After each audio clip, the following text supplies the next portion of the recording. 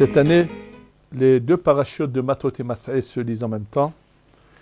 Et donc, on va se pencher sur le début de la paracha de Mas'eh, qui va être un peu la continuation du cours donné sur Mas'eh l'année dernière. Ce que je voudrais avant tout vous dire, qu'à travers ce cours, on va peut-être essayer de mieux comprendre comment le cours de notre vie peut changer par rapport à nos actions, comment on peut faire que le cours de la vie soit différent, comment les choses peuvent être remises en place.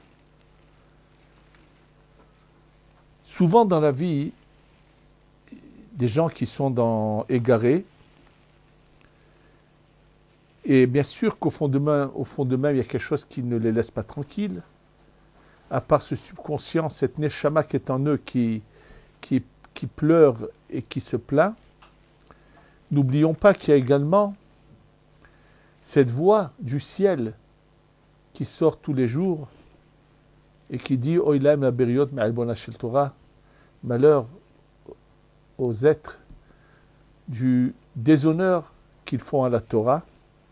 Et comme explique le Shla Kadosh, que apparemment on ne l'entend pas cette voix, mais elle est là dans l'air et notre neshama l'aperçoit. Et donc ça fait que énormément de gens dans leur vie sont ébranlés. Et il arrive souvent qu'il y a des recettes miracles qui fassent que lorsqu'ils entendent certaines choses, certains cours, ça les réveille, ça les bouge, surtout quand c'est des belles pensées. Très belle philosophie qui va leur expliquer qu'ils ont en eux des forces, comment agir, très belles paroles. On voit, elles ont apparemment un impact. Le seul problème est que cet impact n'est pas résistant.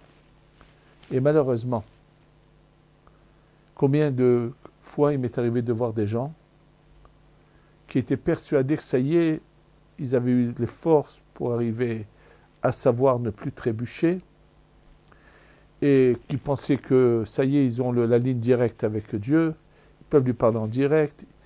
On leur a fait découvrir qu'il y a en eux des choses merveilleuses et ainsi de suite. Et des fois, ils ont même lu des livres qu'ils ont pensé avoir compris, mais le résultat n'est pas là. Et tout récemment, j'ai rencontré quelqu'un qui a exactement un passé malheureusement très loin de la Torah. Je ne veux pas détailler pour pas que qui que ce soit puisse savoir de qui il s'agit. Et qui était persuadé, car c'est ces belles choses qu'il avait entendues, et on lui avait fait découvrir toutes les forces qu'il y a en lui, et comment il doit agir pour se mettre en contact avec Dieu, et ainsi de suite. Le fait est que récemment, lui-même a avoué que moi, il a trébuché. Ce n'est pas le seul cas, j'en cite un qui est tout récent, mais j'en ai eu plusieurs dans le passé. Ils ne sont pas les premiers. Tout le monde sait que ce grand philosophe Aristote, dont le Rambam témoigne que son intelligence est bien au-dessus de l'ensemble des hommes, et pourtant, témoignage que nous avons dans nos textes, que nous ramènent nos chachamim, qui ont retrouvé ces écrits.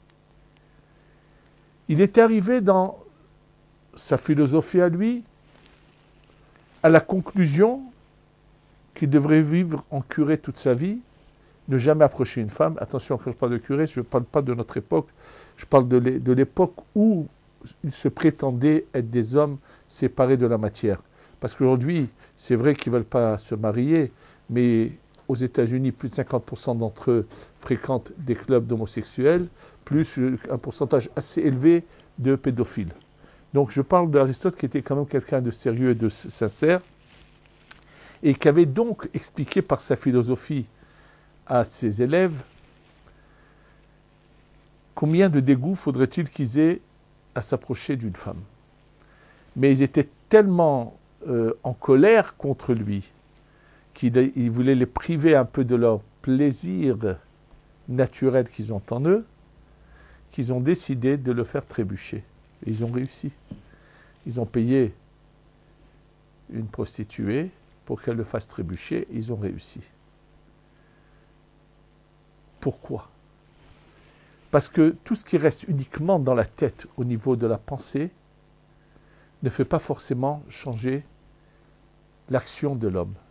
La seule force qui peut faire changer l'homme, c'est uniquement la Torah. Et quand je parle de la Torah, je parle de l'étude de la Torah, des textes de la Torah, et non pas de philosopher autour de la Torah, mais bien d'étudier les textes de la Torah.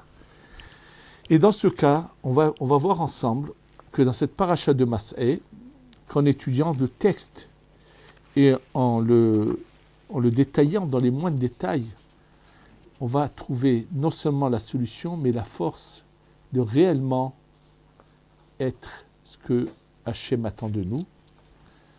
Et Hachem attend de nous que nous sachions gérer nos organes et bien les diriger, bien les utiliser, puisqu'Hachem ne nous demande pas de ne pas se marier, de ne pas être uni et de s'accoupler à une femme, mais de savoir bien faire les choses. Avant de commencer la paracha elle-même, je vais vous citer quelque chose de vraiment marquant que nous dit le Zohar. Le Zohar, dans le troisième livre du Zohar, dans paracha de Acharemot,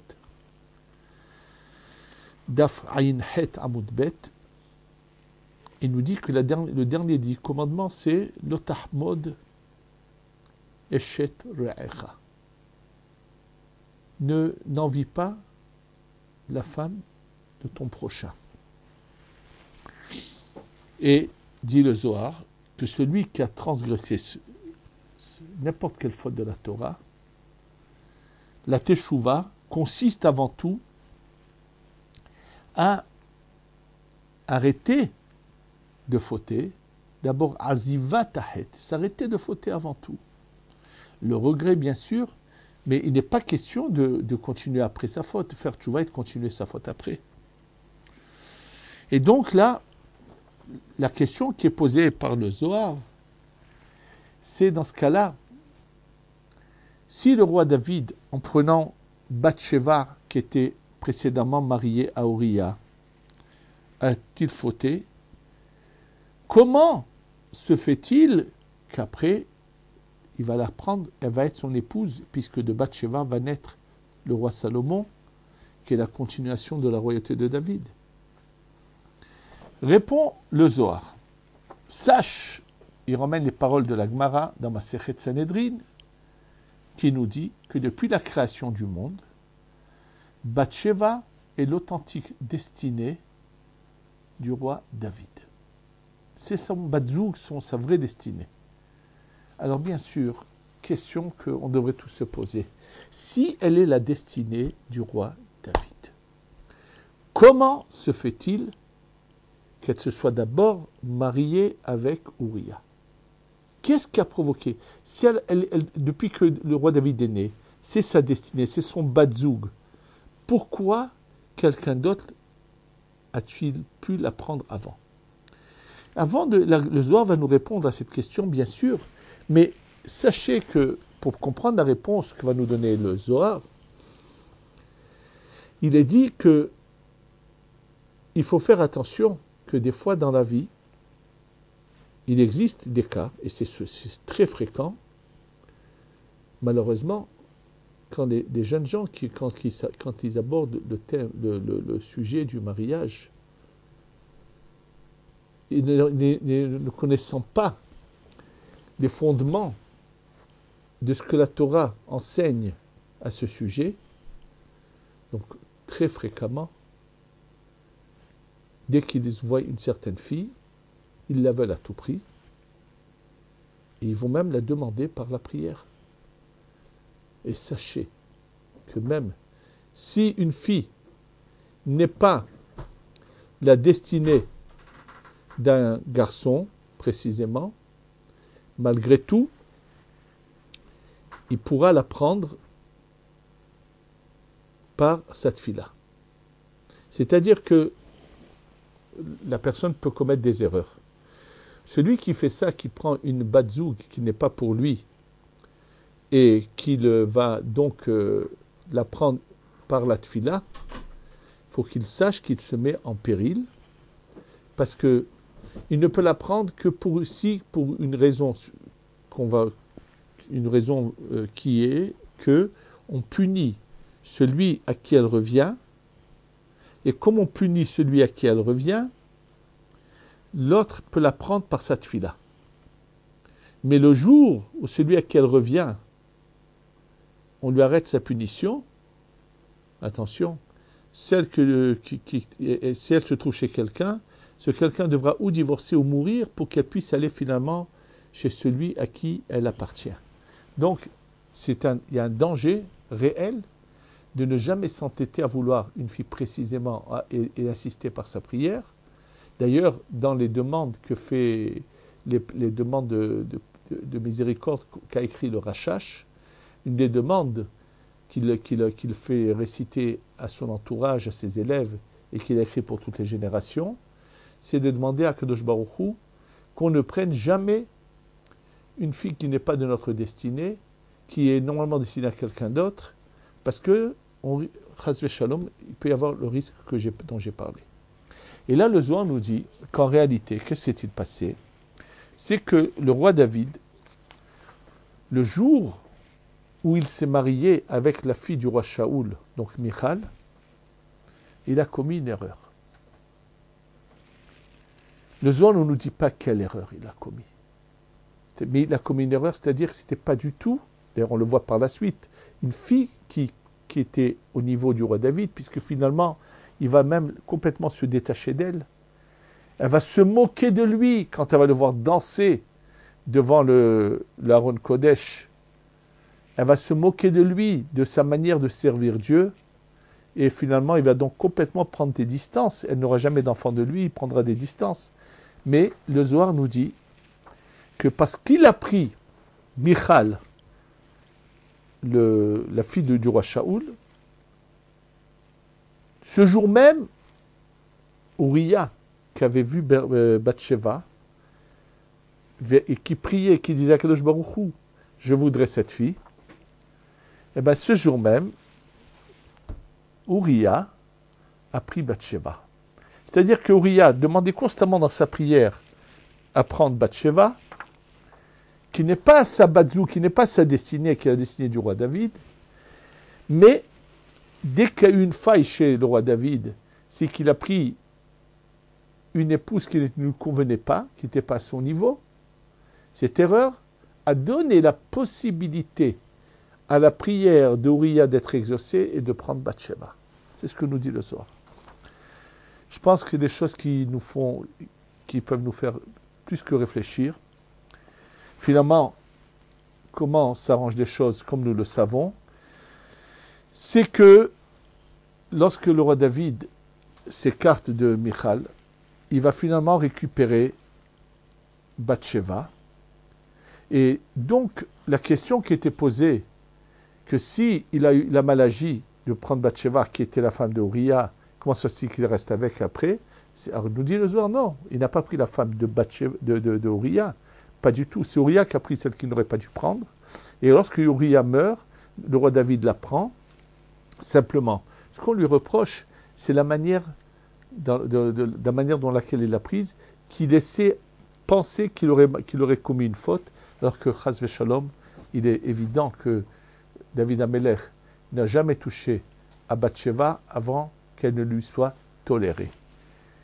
Comment les choses se sont passées exactement? La Gemara ne dit pas de manière claire à 100% comment les choses se sont passées. Il y a naturellement sur ces paroles de la Gemara énormément d'opinions.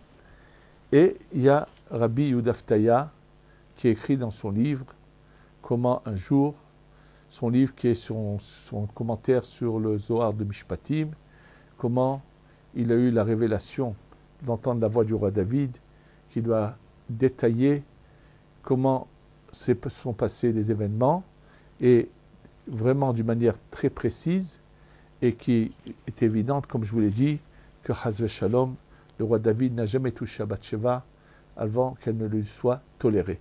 Simplement, ce qui s'est passé, c'est que les gens ne le sachant pas, ça laissait apparaître apparemment que Chas Shalom, il l'aurait prise avant qu'elle ne lui soit tolérée, ce qui était faux bien sûr, mais c'était ça toute l'erreur du roi David.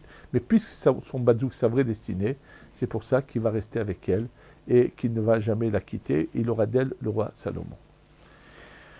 Alors par rapport à cette histoire du roi David, nous allons revenir maintenant et on va voir que tout ce genre d'événements se trouve dans cette paracha de Massaï. Dans cette paracha de Massaï qui commence par les termes suivants. Elé Massaï Béné Israël. Voici les voyages des Béné Israël. D'abord, ils ont déjà été écrits précédemment dans la Torah. Deuxièmement, question qui est posée par l'Or HaChaim HaKadosh, par d'autres livres encore. Quand nous avons dans la Torah le mot Elé, ça veut dire qu'il vient dire, attention, l'option d'avant est annulée, maintenant il y a ici autre chose. Quel genre d'options, de voyages ont été annulés? C'est les seuls voyages que nous connaissons, ce sont les 42 étapes qu'ont traversé les Bnei Israël. Donc qu'est-ce que veut dire ce mot Elé? Ensuite, qui sont sortis d'Égypte, nous le savons, qui sont sortis d'Égypte, donc pourquoi on a besoin de le répéter? Et Beyad Moshe et Aaron, par la main de Moshe et de Aaron. Ça veut dire par la main de Moshe et de Aaron, mais ils sont sortis par la main de Dieu. Donc qu'est-ce que veut dire par la main de Moshe et de Aaron? Continuons. Vayirtov Moshe. Moshe a écrit leur sortie de leur voyage, Al-Pi Hashem selon Dieu. Mais tout ce qu'a écrit Moshe, c'est selon Dieu. Pourquoi a-t-on besoin de préciser que c'est selon Dieu? Et de nouveau de nous dire, mais là on ne nous dit pas Elé, mais Ve'elé, Mas'é, mais voici leur voyage. C'est ce qu'on vient de nous dire.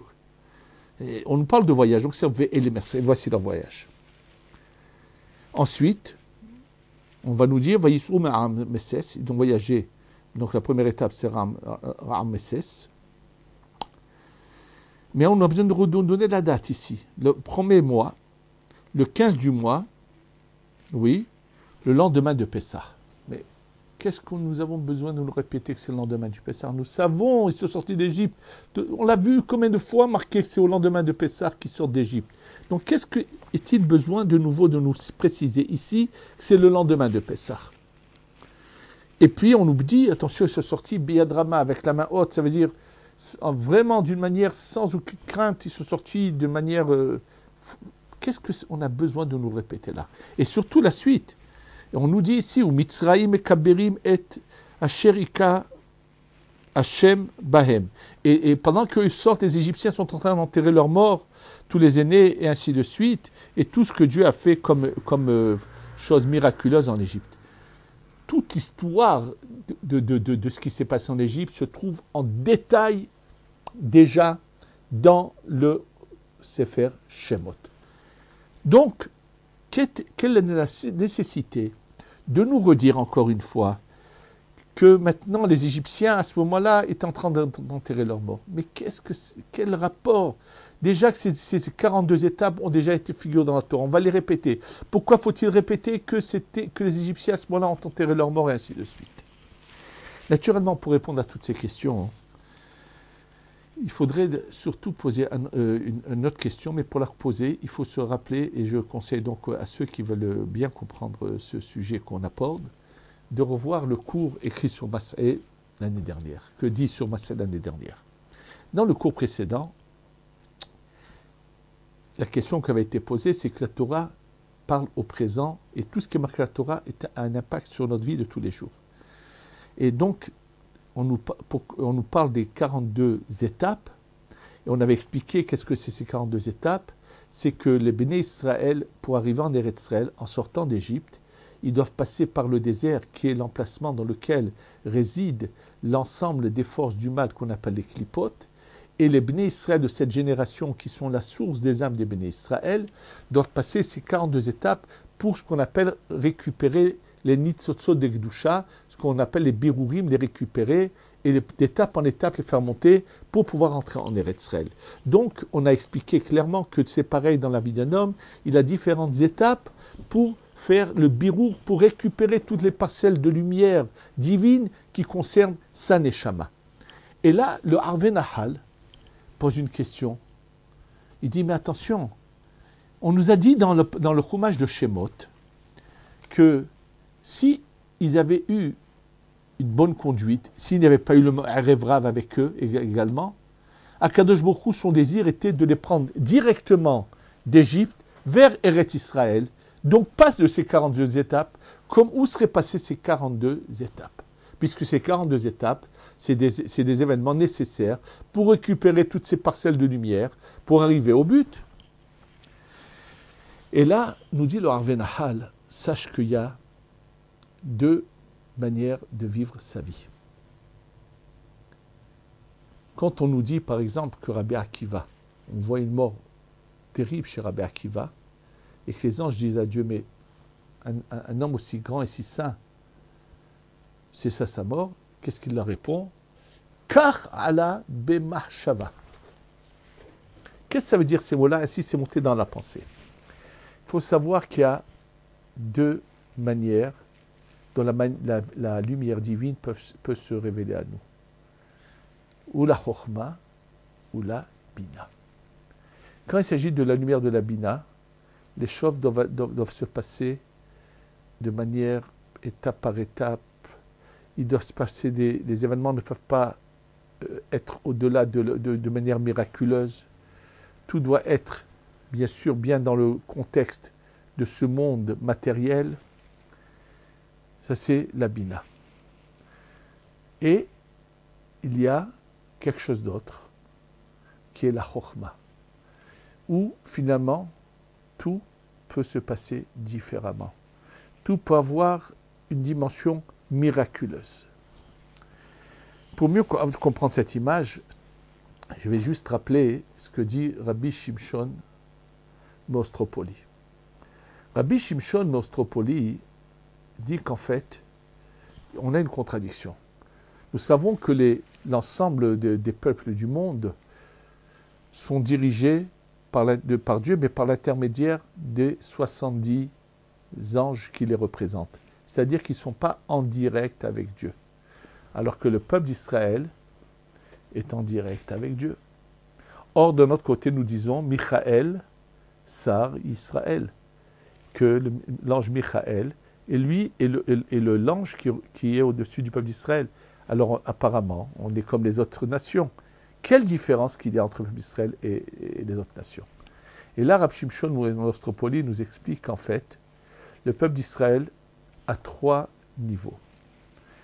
Bien sûr, le niveau le plus haut, c'est lorsque le peuple d'Israël est en direct avec Akadosh Baruch Hu, sans aucun intermédiaire. Et ça, c'est ce que j'explique. J'appelais ça un peu la lumière de la Chokhma. C'est-à-dire qu'on monte très haut. Et là, c'est une manière d'être géré qui peut être complètement miraculeuse. Lorsqu'on n'est pas à ce niveau-là, alors c'est Michael, Sar Israël, ça passe la lumière divine par l'intermédiaire de l'ange Michael. Et il y a un niveau encore plus bas que celui-là, où ça sera encore beaucoup plus bas, où c'est l'ange même Tetretrej Vavnoun, qu'on appelle Matat, et la fin de son nom c'est Ron, mais on ne dit pas le mot en entier, c'est encore un niveau au-dessous. Lorsque les béné Israël sont en Égypte, la lumière qui va se révéler, qui va frapper, qui va tuer les premiers-nés et qui va faire sortir le peuple d'Israël, c'est ce qu'on appelle le Or HaChokhma, la lumière de la Chokhma. D'ailleurs, le Harizal nous explique chaque année, le soir de Pessah, par la prière et par la Haggadah, on peut faire descendre un peu de cette lumière du Or HaChokhma. Si on est géré par le Or HaChokhma, sachez que les birourim, ces parcelles de lumière qui sont perdues, peuvent en un instant être récupérées. Tout peut se passer de manière miraculeuse et on n'a pas besoin de toutes ces étapes.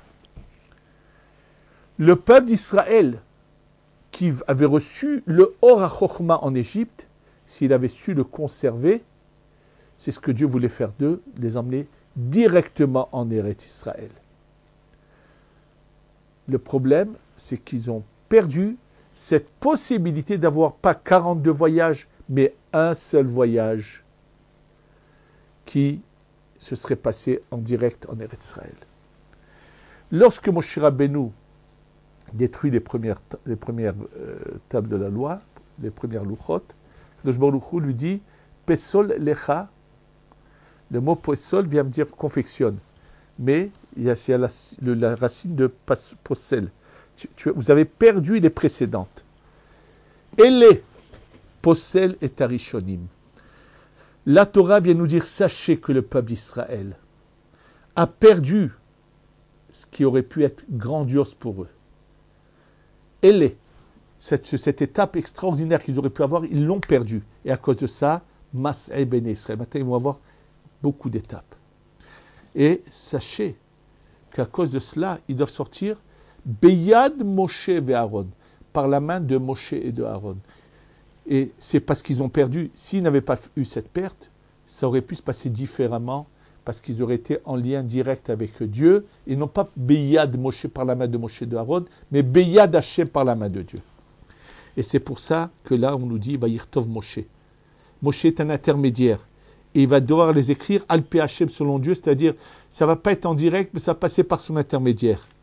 Et c'est pour qu'il dit Ve'elemas. Et voici donc leurs étapes, parce qu'ils ont raté la possibilité d'avoir celle de direct vers Eretz Israël. Et là, pour bien nous faire comprendre cette erreur qu'ils ont commise, qu'ils ont perdue, on nous rappelle qu'ils sont sortis le lendemain de Pessah. Or, à Pessah, il y avait la lumière de la Chokhmah qui avait la possibilité de les faire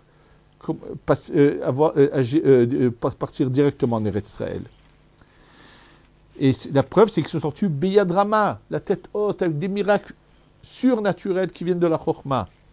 Et la preuve, c'est que au Mitzrayim et Kaberim et Asherika Hashem, les Égyptiens étaient en train d'enterrer les morts, tous les coups qu'ils ont eu les Égyptiens, ça vient de la Chokhmah. Donc vous voyez bien que Dieu a donné tout ce qui était possible pour nous aider, pour qu'on choisisse la bonne voie. Malheureusement, ils n'ont pas su la choisir. Non seulement qu'ils n'ont pas su la choisir, c'est que même au début, Dieu va leur donner encore une chance. C'est qu'après 14 étapes, il veut leur donner la possibilité de sauter sur les 28 autres étapes, comme on l'a expliqué dans les cours précédents. Et la faute des Meraglim va leur faire rater cette possibilité.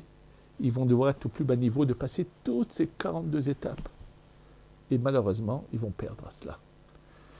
Et en fait, cette paracha se trouve toujours pendant Ben Hametzarim. Pour nous rappeler. On pense qu'il était impératif qu'il y ait 3 temples, pas du tout. Si on avait été convenable, dans le premier temple serait venu le deuxième et le troisième, et tout se serait fait, pas de la manière dont se sont passés les événements. C'est l'homme qui écrit son histoire. Et pour nous rappeler cette erreur, on lit toujours cette paracha pendant Ben Hametzarim. Pour nous rappeler que si on n'a pas le troisième temple, c'est à cause de nous. On n'a pas encore su réparer nos erreurs. Et qu'on peut changer à tout instant de notre vie le cours de notre vie. On peut à tout moment faire que tout change. Ça dépend que de nous. Est-ce qu'on fait venir en nous le Or HaChokhmah ou pas? On a devant nous 2 Orot. On a le choix. Est-ce qu'on veut se suffire de belles philosophies, de belles pensées qui ne nous engagent en rien, et donc on va subir la Hanaga uniquement de la Bina, et encore à condition qu'on essaie au moins de se conduire convenablement, ou bien on va faire des efforts, et on va se donner cœur et âme au Limoud Torah, cœur et âme, jour et nuit au Limoud de la Torah, on va s'y attacher. Ceux qui ne peuvent pas s'y attacher cœur et âme vont fixer des moments, ils vont aider à ce que ceux qui peuvent étudier la Torah jour et nuit le fassent dans la tranquillité en participant à leur Torah. Et cela peut changer complètement notre vie. Et quand je dis de participer, c'est l'occasion pour rappeler aux gens. Sachez que ce n'est pas évident pour nous de continuer à tenir. On a besoin de votre aide. Aidez-nous pour que ce Or HaChokhmah vienne sur vous et sur nous, Be'ezrat Hashem. Et croyez-moi que ce n'est pas évident et que ce n'est pas facile. Et surtout pendant cette période de Ben Hametzarim, on doit penser chacun aux autres. Combien est-il important que tous ceux qui ne peuvent pas se donner à fond dans la Torah pensent peut-être à participer et n'attendent pas qu'on vienne leur frapper à la porte, mais qui s'adresse à nous pour nous aider à continuer à diffuser la Torah. Cette paracha nous rappelle que tout le Ben Hametzarim, nos souffrances, ne viennent que de nos erreurs à nous, qu'on ne sait pas choisir le chemin de la chorma, de la lumière. Et que si on sait le faire, tout ira, mais tout se trouve dans ce texte. On peut avoir commis des erreurs. Si le roi David en a commis, bien sûr qu'on peut en avoir commis aussi. Mais on peut tous réparer. On peut tous arrêter ces souffrances. On peut tous faire que change le cours de la vie. Et comment? En se rattachant à la lumière de la Chorma. Étudier dans les détails de la Torah, c'est faire descendre la lumière de la Torah qui n'est pas seulement dans la tête, mais dans notre cœur et la vivre. Alors que lorsque c'est que des belles pensées, ça restera toujours que dans la tête et ça s'envolera facilement de la tête et ça ne passera pas dans le cœur. Et ça, c'est la force de la Torah. C'est en prenant la Torah, en étudiant dans ses moindres détails. Regardez sur quelques psukim du début de la paracha de Masré. Regardez-les vous-même. Vous verrez toutes les questions qu'on a posées, comment elles sont évidentes et sautent aux yeux. Mais quand on comprend, et que c'est ça ce qu'Hachem attend de nous, qu'on se penche, qu'on comprenne un peu ce qui est caché dans chacun des mots. Et en faisant comme cela, on va faire venir le Bayit Shlishi, le troisième Beth Amikdash, qui lui est divin, il n'est pas des hommes. C'est le Or HaChochma qui se révèle, qui nous amènera la Geoula Shelema, Shetavo, Bimhera, Beyamenu, Amen.